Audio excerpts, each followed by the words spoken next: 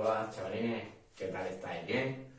Eso espero, estéis animados, con muchas ganas de trabajar y que esto dure poquito, ¿vale? Que pronto nos veamos otra vez en la clase, que es donde nos gusta estar, uno enfrente del otro y donde realmente los chavales y los profesores pues lo pasamos muy bien.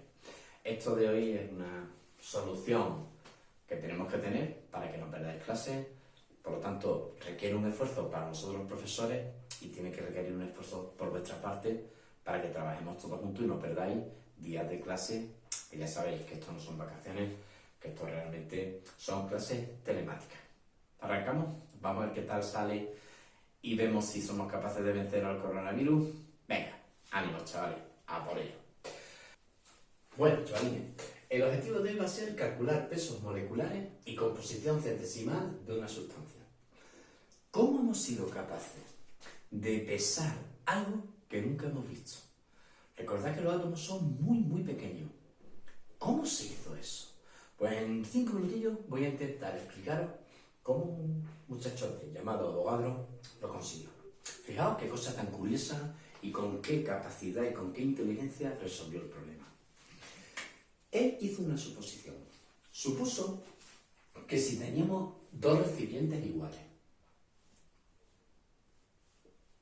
imaginaos dos recipientes iguales, volumen 1 igual a volumen 2, a la misma presión y a la misma temperatura, temperatura 1 igual a temperatura 2 y presión 1 igual a presión 2, él supuso que en los dos recipientes había el mismo número de partículas.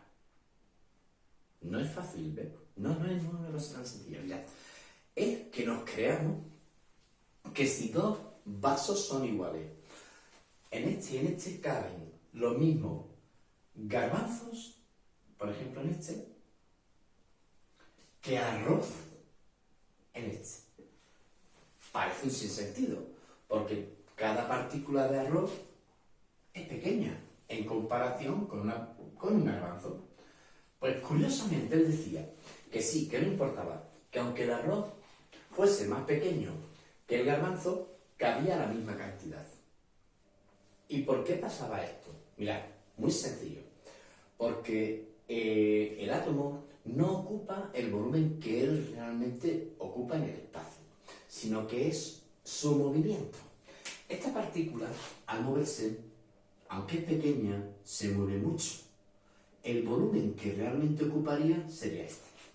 Si cogemos el garbanzo, que es más grande, se movería menos, pero el volumen que ocuparía realmente sería el mismo.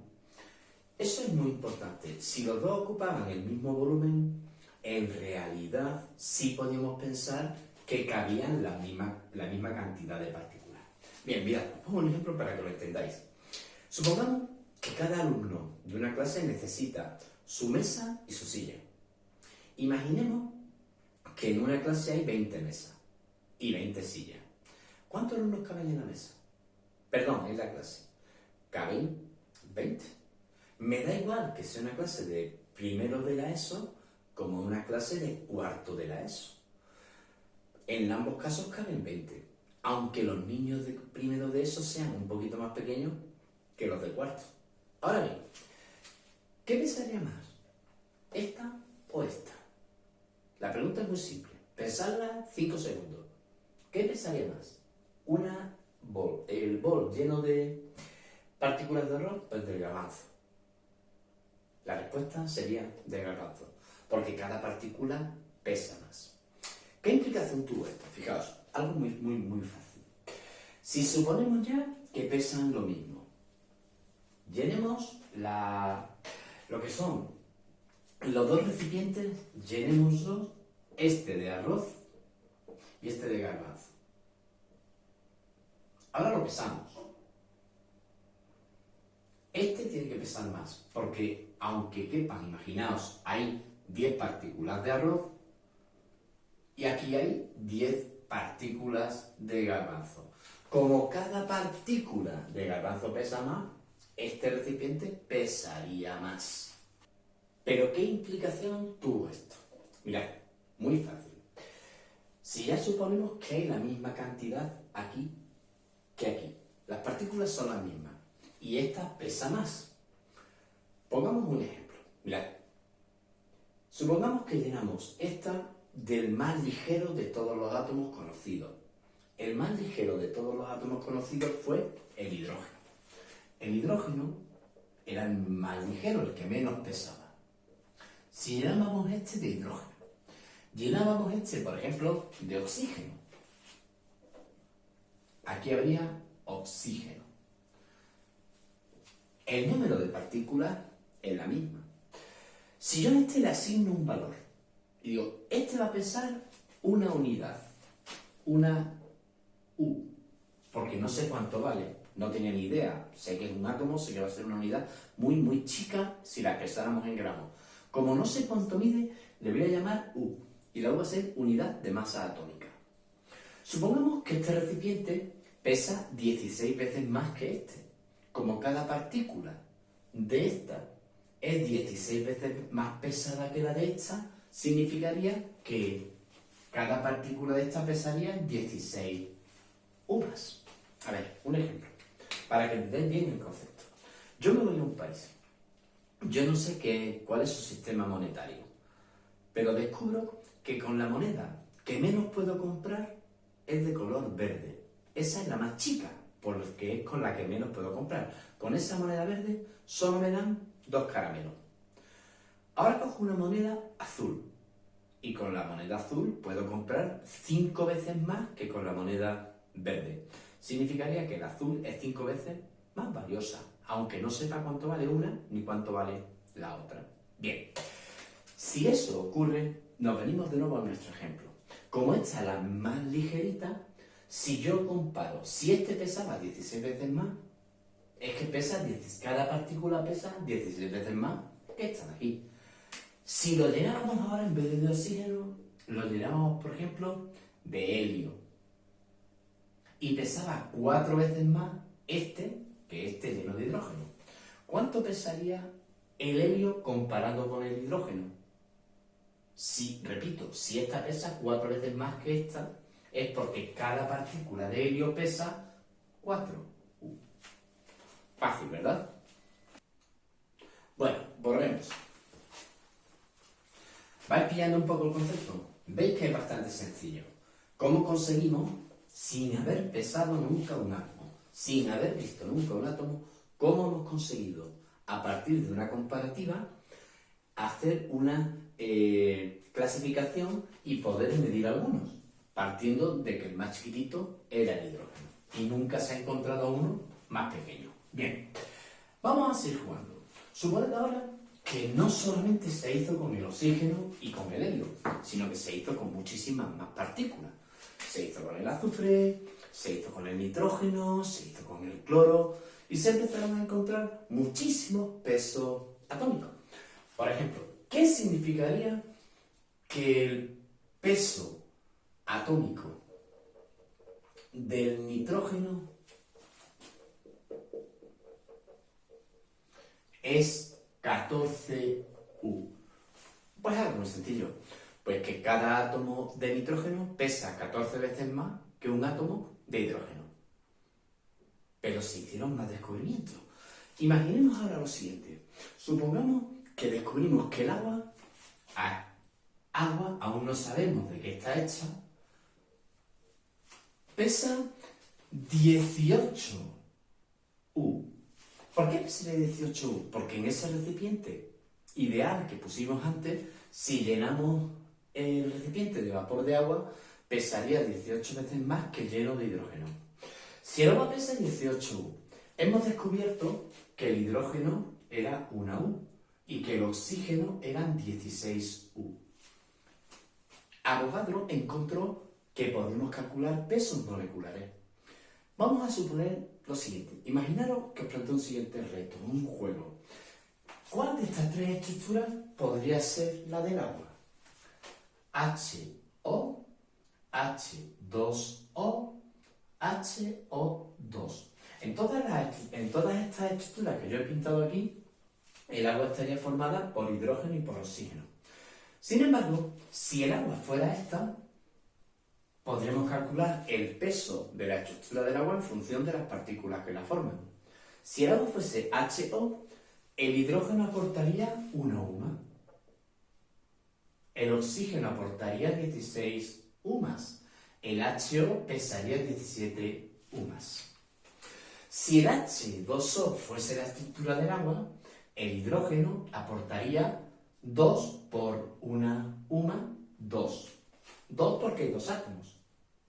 Y 1 porque es lo que pesa cada átomo de hidrógeno.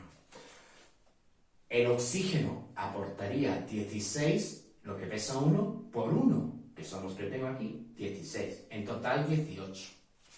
Sin embargo, si hubiese sido un átomo de hidrógeno y 2 de oxígeno, su estructura hubiera sido H, 1 por 1, una UMA. Todo esto en UMAS, que no se me olvide. Y aquí el oxígeno hubieran sido 16 por 2, 32 UMAS, 33 UMAS. La respuesta es evidente. La respuesta es evidente. Si el agua pesaba, el recipiente lleno de agua pesaba 18 U, la fórmula del agua no podía ser esta, no podía ser esta, tenía que ser obligatoriamente esta. Fijaos qué cosa tan elegante.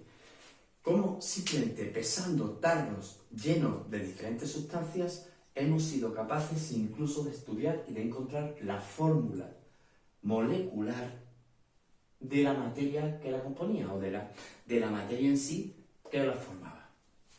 Limpiemos de nuevo.